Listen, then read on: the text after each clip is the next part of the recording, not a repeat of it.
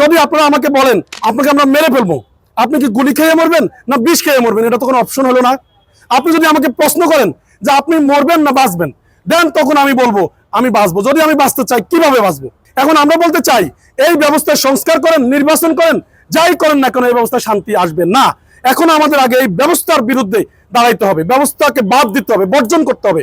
আল্লাহ দেওয়া ব্যবস্থার উপরে জনগণকে ঐক্য করতে হবে, সচেতন করতে হবে।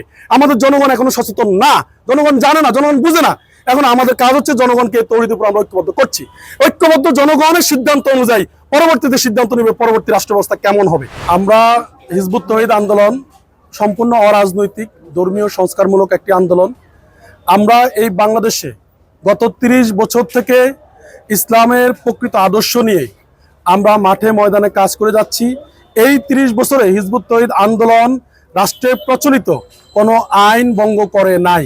কেউ বলতে পারবে না আমরা কোনো আইন ভঙ্গ করেছি। আমাদের বক্তব্য পরিষ্কার। আমরা চাই আজকে যে মানুষ অন্যায়, অবিচার, অশান্তিতে নিমজ্জিত, আজকে যে হানাহানি রাজনীতি চলছে, আজকে বিশেষ করে মুসলমান জাতির উপরে যে নির্যাতন চলছে, এই সমস্ত অন্যায়, অবিচার, অশান্তি নির্মূল করার জন্য বিভিন্নভাবে আমরা চেষ্টা করে যাচ্ছি, কিন্তু এগুলো দিয়ে আমাদের সমস্যার সমাধান হচ্ছে না।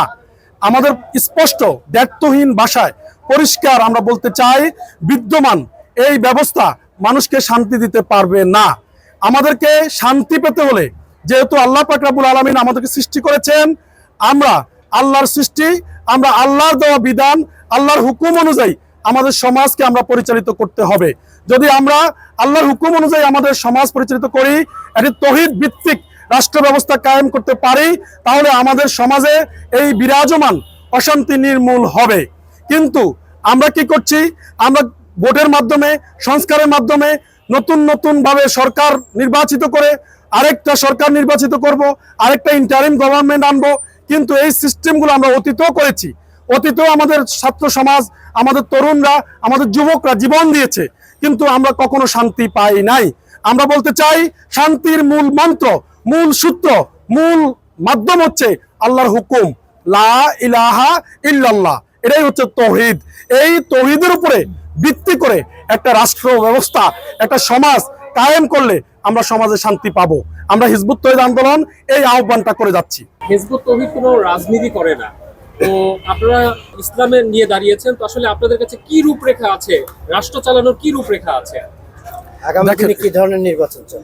দেখেন, হিজবুত তৌহিদ আমরা বলেছি আমরা রাজনীতি করি না, কিন্তু আপনারা বলতেছেন যে রাজনীতি যদি না করেন তাহলে ক্ষমতায় কিভাবে যাবেন, বা আপনার রাষ্ট্র কিভাবে পরিচালিত করবেন, বা আপনারা আগামী দিনে কিভাবে রাষ্ট্র ব্যবস্থা পরিচালনা করতে চান। আমাদের কথা হচ্ছে, দেখেন আজকে আমরা এই বাংলার জনগণ, এখানে 16 কোটি মানুষ, আমরা সবাই মিলে কিন্তু আমরা আমাদের জীবন ব্যবস্থা, কথাটা বুঝতে হবে।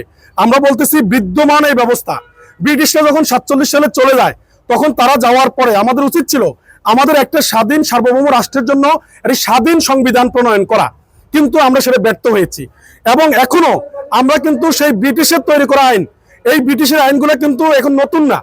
আজ থেকে 4000 বছর আগে হিব্রু আইন, রোমান আইন, হাম্বুরবি আইন, ব্যাবিলনের আইন, এই সমস্ত আইন দিয়ে কিন্তু এখনো কিন্তু এই ব্রিটিশদের আইন চলে। আমাদের কথা হচ্ছে আমাদের কাছে আধুনিক, সর্বাধিক মডার্ন, গ্রহণযোগ্য, গ্লোরিয়াস ব্যবস্থা রয়েছে। মাত্র আজ থেকে 1400 বছর আগে হুজুর আকরাম সাল্লাল্লাহু আলাইহি সাল্লামের সেই ব্যবস্থা, সেই ইসলাম আমাদের কাছে উজ্জ্বল উদাহরণ রয়েছে। আমরা কেন এত পুরাতন ব্যবস্থার দিকে যাব? আমাদের সামনে একটা উত্তম একটা ব্যবস্থা রয়েছে, আমরা সেটাকে আমরা গ্রহণ করব। এটার মাধ্যমে প্রথম ব্যবস্থাই হচ্ছে আগে তৌহিদের উপরে জনগণকে আগে ঐক্য করতে হবে। কারণ আমাদের এই জনগণ, তারা কিন্তু এখনো তৌহিদের উপরে ঐক্যবদ্ধ হয় নাই।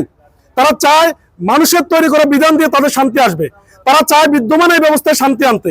আমাদের কথা হচ্ছে এই ব্যবস্থায় শান্তি আসবে না। এখানে ক্ষমতায় রদ বদল হবে, পালা বদল হবে, রেজিম পরিবর্তন হবে, কিন্তু সিস্টেম যদি না পাল্টায় কখনো এখানে শান্তি আসবে না। এখন এই শান্তির জন্য আগে দরকার হচ্ছে জনগণকে তৌহিদের উপর ঐক্য করা।